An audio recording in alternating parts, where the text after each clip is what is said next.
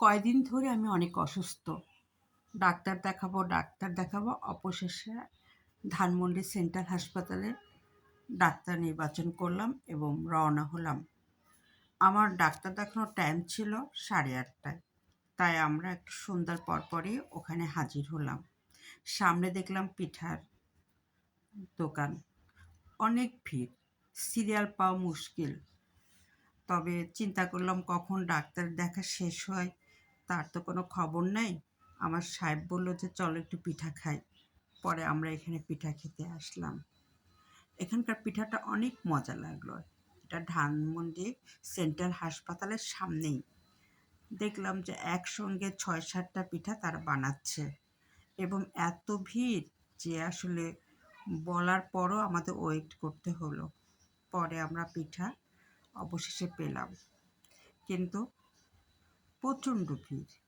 আর সবচেয়ে বড় কথা, বেশি মজার খবর, এখানে বেশ কয়েক পদের ভর্তা ছিল।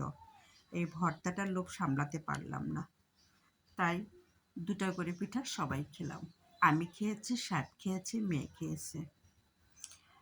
কারণ সিরিয়াল যেহেতু দেরি, কখন শেষ হবে, কখন বাসায় যাব তার কোনো শিওর নাই। অবশেষে আমরা খাওয়া দাওয়া সেরে সেন্ট্রাল হাসপাতালের ভিতরে ঢুকতেছি। দেখলাম যে প্রচণ্ড ভিড়। যতগুলা ডাক্তার, যার দ্বিগুণ রুগী। লিফট ছিল, তারপরও আমি সিঁড়ি দিয়েই উঠলাম, যেহেতু আমি সুস্থ। তবে অসুস্থ একটু, হেঁটে আমি যেতে পারবো। তাই আমরা সিঁড়ি দিয়ে উঠে উপরে উঠলাম। সুন্দর পরিবেশ, জায়গায় জায়গায় ভাগে ভাগে ডাক্তার আছে, তবে সব জায়গায় ভিড়। তাই দেখলাম আমরা কত অসহায়। একজন ডাক্তার, অথচ তার পিছনে মিনিমাম 25 থেকে 30 জন সিরিয়ালে বসে আছে। প্রতিটা ঘরে একই অবস্থা।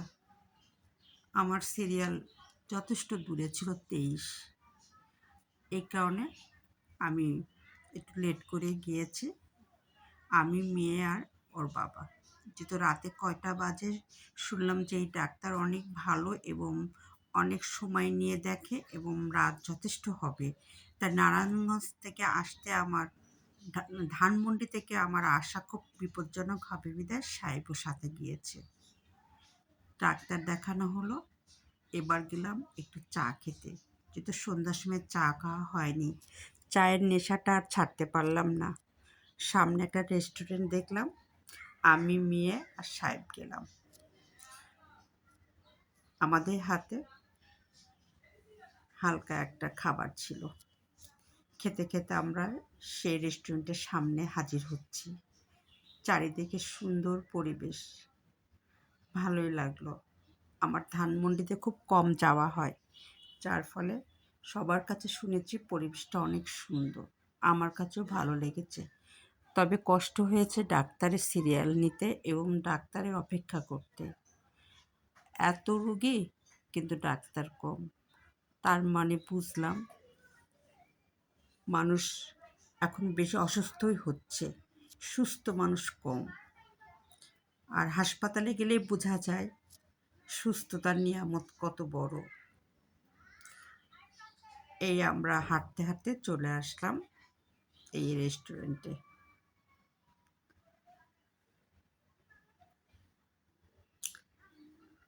রসনা বিলাস রেস্টুরেন্ট।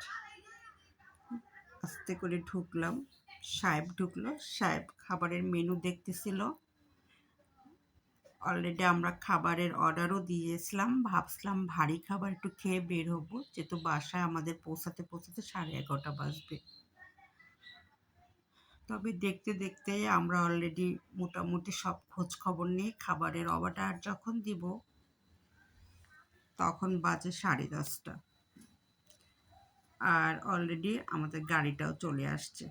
তখন আর আমরা ভারী খাবার না খেয়ে হালকা খাবার নিয়ে গাড়িতে উঠে পড়লাম। উঠে আমি আর মেয়ে আর সাহেব, সাহেব সামনে বসেছে, আমি আর মেয়ে গাড়ির ভিতরেই খেয়েছি। হালকা নাস্তা নিয়েছি, যা দেখছেন এটাই। নিয়ে আমি আর মেয়ে বসে বসে খেলাম, যেহেতু যথেষ্ট ক্ষুধা। দুপুরের খাবার আমার তেমন হয়নি, তার একটাই কারণ, আমি গুছায় টুছায় 3 বাচ্চা, আবার বাসা নিজের বাচ্চা, সব কিছু রেডি করতে যেয়ে আমার দুপুরের খাবারটা হয়নি। আমি অনেক হালকা খাবার খেয়ে বের হয়েছি, যার ফলে খেয়ে বের হলাম। আর এই কারণে ক্ষুধাটা অনেক লাগছিল বিধায় প্রথমে 2টা চিতাই পিঠা খেয়েছি এবং শেষে হালকা একটু নাস্তা করে বাড়ি ফিরছি। যেটা দেখছেন সেটা আমি বাড়ি ফেরার পথে।